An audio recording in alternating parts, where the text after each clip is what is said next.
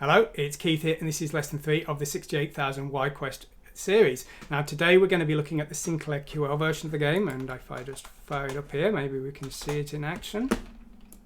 And here it is. So if I just start this game up here. Now here's the game. It's here in its full glory. The colours are slightly different obviously because of the YQuest palette, but the game is fully functional and it works pretty well really. So as with all the other versions, we have to collect crystals and hopefully not get squashed by things. So yeah, the game's fully functional. I was quite impressed with it, and we're going to be looking at the code for the example today. So let's go over to our source code here and let's have a look. Now let's go over the code that makes up today's example. So we're including some basic macros functionality here. This is some common code that I use in my tutorials to make things a little bit easier. And then we're defining the size of the screen here. Now this is defining the working area, and this is for the multi-platform code, which needs to sort of slightly configure itself depending on how big or small the screen is. So that will set up the Sinclair QL screen quite nicely. We then need some memory for our temporary variables, and I'm using this address 30,000 here, which will have some memory in it, and it will be out of the way of our program here. Now, when our program starts, unfortunately, we don't know the actual address that the program's going to be exactly running at because the operating system will allocate it to us. Now, I don't have a compiler that can cope with that. Maybe there is one, but as I say, the way I'm doing it is everything's being loaded relative to everything else. The assembler's dealing with that for us, but it does mean I had to make a slight change to the code within the Sinclair QL version. I'm having to add the offset to the program start using LEA here, and that is fixing the level map code. Without that, the level map was getting messed up. So that's just a slight limitation there. Now, when our program starts, we're clearing the user RAM. We're using the CLDIR function here, which will clear hexadecimal 800 bytes of memory from user RAM. User RAM is where all our variables go, and we're setting some of those variables as our program starts here. We're setting the number of lives here, we're setting that to 3. We're clearing the score and the level, and we're clearing the player object sprite, and also we're stopping chibi sound, making it silent. We then clear the screen. We'll see that later on. Now, the game starts with the title screen, of course, and we just saw that. And that's this fantastic piece of artwork here, he said with absolutely no sarcasm at all. That's this thing, and that's done as a tile map, 1 byte per tile. We're loading in the tiles here. If it's non-zero, we're going to show it to the screen. We calculate the memory address of the sprite, and then we show it to the screen just here, which multiply it up there. Now the sprites are all in the memory of this program here, and we'll see those later on. So we just repeat until the entire tile map's shown, and then we show some text messages to the screen here. Now the font is actually a bitmap font in the native format of the Sinclair QL. As in every other system, it's not the same 1 pixel font I used in Grime. For simplicity, it was easier to use a native font. And then here's the start of our main program. Now when a level starts, we first wait for fire, clear the screen, recenter the player and give them invincibility for a moment, and then we calculate the objects for the current level. And this is all multi-platform code, so this is in the common code that's separate.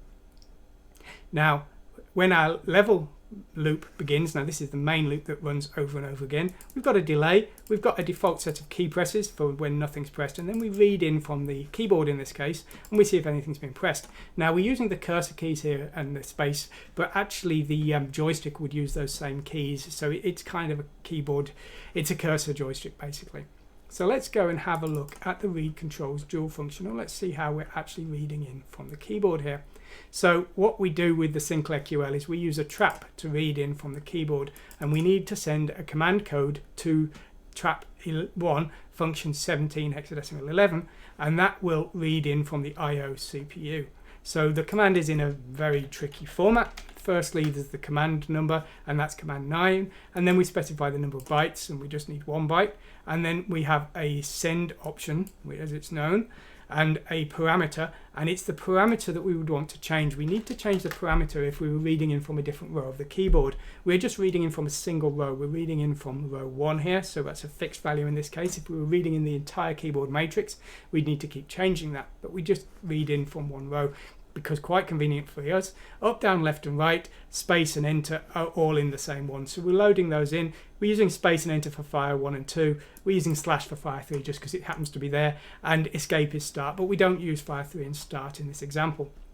So when we run this, we run the trap with our joystick command in A3, and it will return the row in D1. So you can see we're moving all our bits out of D1, and we're just moving them all in the end into D0 at the final sort of end of this function here. So that will read in the keyboard for us, and we're using that for our directions.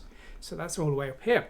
Now, when we read in from the keyboard, we see if any keys are pressed, and if anything's been pressed, we store it in D2 for processing later on. We just loop for a little while for our delay. Now, then we draw the user interface. That's the score and the lives and things in the corners. We then clear the old player position off the screen before we start the player movement routine.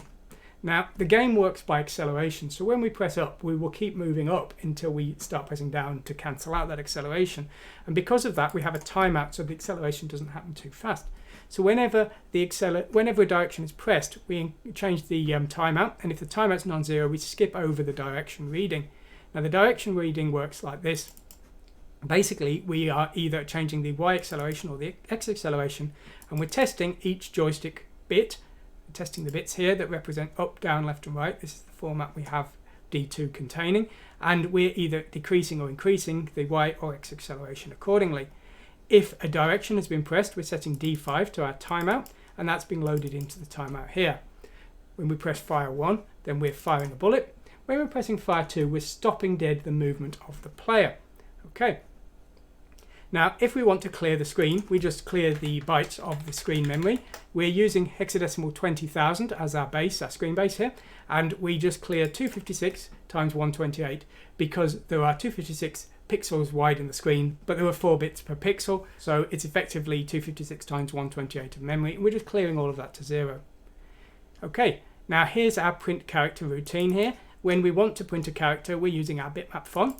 Now, our font, it has no characters below character 32, so we subtract 32, and it uses 32 bytes per character, so we're having to shift to the left 5 times to multiply the character number by 32, which is the offset within the font of the character.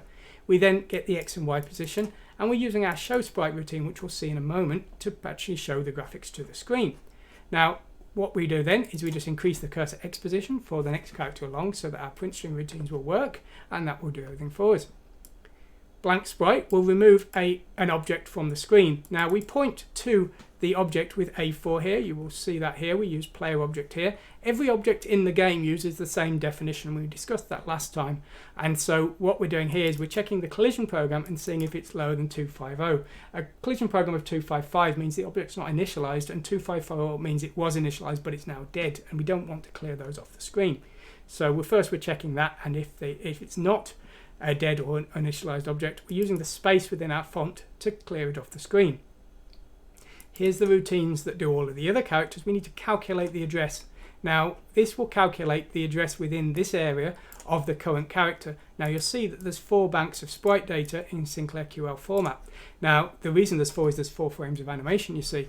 So this routine is calculating which frame of animation and also the offset from within that bank. So the sprite frame is the current frame of animation from 0 to 3. We effectively multiply it by 512, and that is the current offset for that frame of animation, and we're adding that to the offset of the current sprite and the actual bank itself.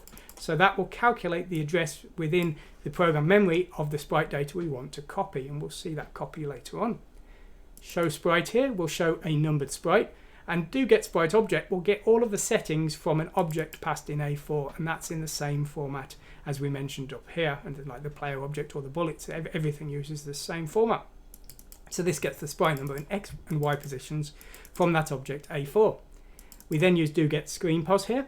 This is based on the simple series. It's exactly the same as it was there, and in fact this is basically the same as well. So we're just transferring a sprite to the screen, moving down the screen to show it an 8x8 sprite.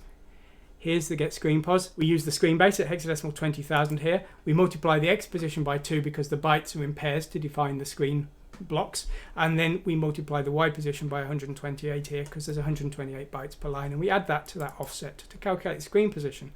This is the read controls function we already discussed, and then we've got our wait for fire routine here. Now what this does is it reads from the joystick and waits for the joystick to be fired to be pressed down and released, or the space key in this case, and then while that's happening it's resetting the random number generator, and this is used for the press fire to start and the game over messages, things like that. We then got our bitmap data here. we've got some common code here, the multi-platform code, which is basically the same as the Z80. Please see my Z80 series if you want to see the multi-platform code, because it was all programmatically converted. Every label's the same, every function's purpose is the same, and I really didn't want to make another 4 episodes that describe the exact same things again. So please see the Z80 series if you need to know how that works. Chibi sound was mentioned in the multi-platform series. Basic functions I use quite a lot, and multi-platform code here, BCD and show decimal, they were from the Grimes series originally, so they're pretty simple for just showing text to the screen basically. And that's really all there is to it, and that's got the YQuest working on the Sinclair QL, and the game works pretty well, to be honest. The colour scheme worked quite nicely with this game. It was always a very simple game, so I think it makes the game look pretty good. And that's all we're going to be covering for the Sinclair QL on this program. Now, on some of these systems, I'm adding hardware sprites to YQuest, but the Sinclair QL doesn't have hardware sprites, so that's really all we can do with YQuest for this system. But we'll be coming back to the Sinclair QL later on. We're going to be doing some vector drawing, so if you want to see more Sinclair QL, please like and subscribe. Anyway, of course, you can go to my website and get today's source code and compile it yourself and have some fun with it, and if you want to change it and make something far better, I totally encourage you to do that. But whatever you do, I wish you all the best with your programming, and I hope you enjoy the Sinclair QL. Thanks for watching today, and goodbye.